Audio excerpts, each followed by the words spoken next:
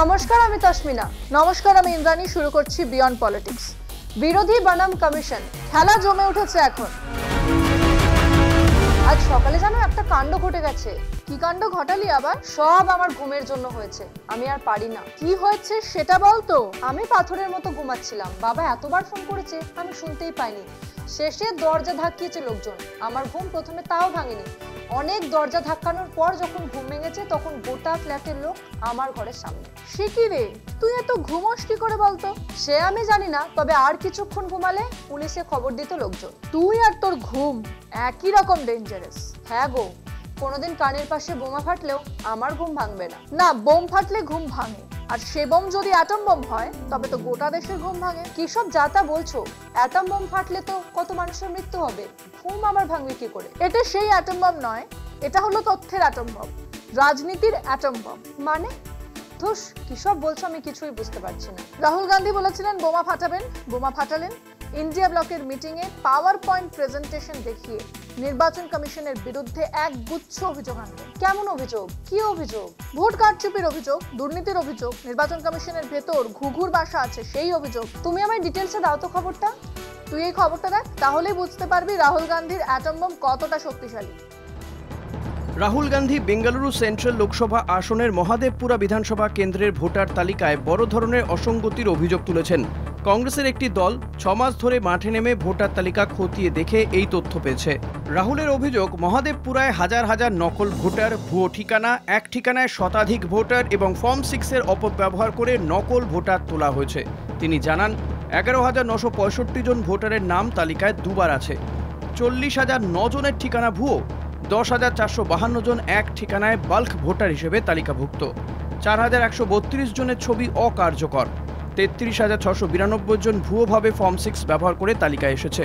তিনি উদাহরণ দিয়ে বলেন, এক জায়গায় 80 জনের নাম একটি ছোট ঘরে, আর এক জায়গায় 46 জনের নাম একটি এক কামরার ঘরে তালিকাভুক্ত। এমনকি বেঙ্গালুরুর একটি বিয়ার ক্লাবে 68 জন ভোটারের নাম আছে, কিন্তু সেখানে কেউ থাকেন না। রাহুল দাবি করেন এই কারসাজির ফলে মহাদেবপুরায় বিজেপি অস্বাভাবিকভাবে এগিয়ে যায় এবং প্রায় 33,000 ভোটের ব্যবধানে বেঙ্গালুরু সেন্ট্রাল আসনে জিতে যায়, যদিও অন্য 7টি বিধানসভায় কংগ্রেস এগিয়েছিল। তিনি একে ভোট চুরির মডেল বলে বর্ণনা করেছেন এবং আশঙ্কা প্রকাশ করেছেন যে একই ধরনের ঘটনা অন্য রাজ্যেও ঘটতে পারে।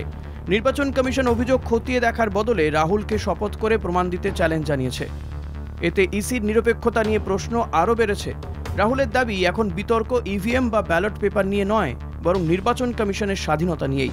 তিনি চান ভোটার তালিকার ডিজিটাল কপি ও ভোট কেন্দ্রের সিসিটিভি ফুটেজ প্রকাশ করা হোক। গণতান্ত্রিক বিশ্বাস বজায় রাখতে ইসির উচিত এই অভিযোগগুলোকে গুরুত্ব দিয়ে বৈজ্ঞানিকভাবে এবং নিরপেক্ষভাবে তদন্ত করা। বাপরে, এ তো তথ্য দেখিয়ে ডিরেক্ট অ্যাটাক।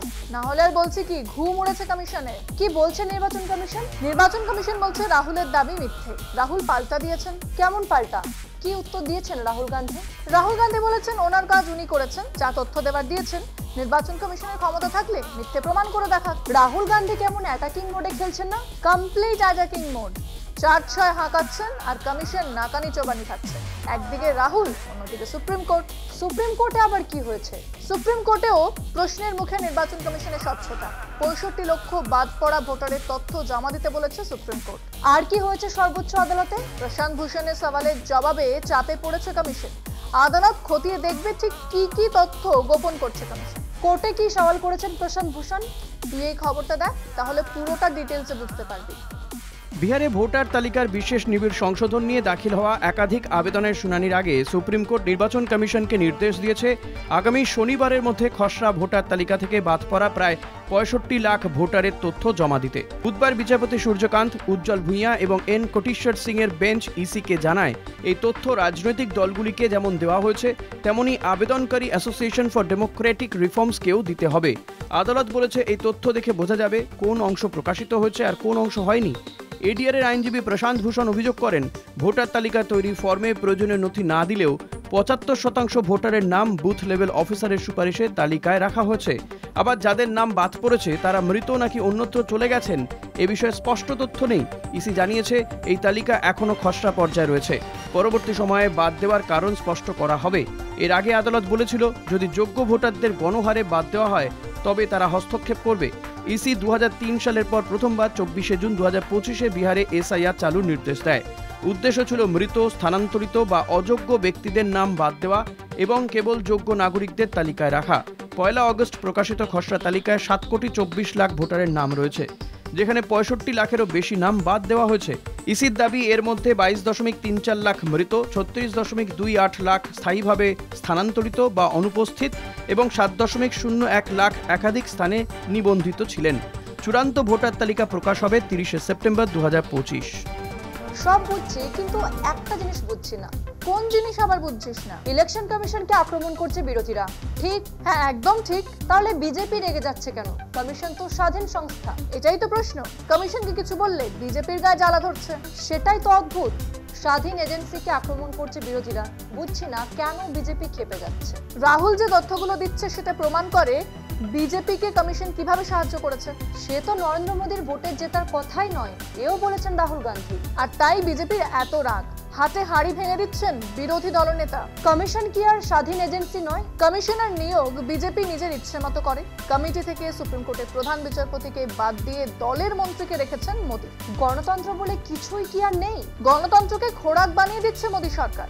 দেশের সাধারণ নাগরিক যারা এদেশে জন্মালেন, বড় হলেন, তাদের হঠাৎ নাগরিকত্বের প্রমাণ দিতে হবে। অথচ সুপ্রিম কোর্ট বলেছে নাগরিকত্ব যাচাই করা নির্বাচন কমিশনের কাজ নয়। সুপ্রিম কোর্টের বিচারপতি ধুলিয়া নিজে বলেছেন কমিশন যে নথিগুলো নাগরিকত্বের জন্য চাইছে তার একটাও তার নিজের কাছেই নেই। ভাবলেও অবাক লাগে। চলো শেষ করি। তাই বিয়ন্ড পলিটিক্স আজ এই পর্যন্তই। দেখতে থাকুন কলকাতা টিভি, রাত দিন 7 দিন।